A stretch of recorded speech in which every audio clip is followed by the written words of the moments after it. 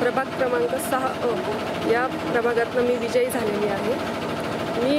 मला माझ्यावरती विश्वास ठेवून अतुल बेनके साहेब, दिनेश दुबे व सर्वच मान्यवर या सगळ्यांनी माझ्यावर विश्वास ठेवून मला ही संधी दिली।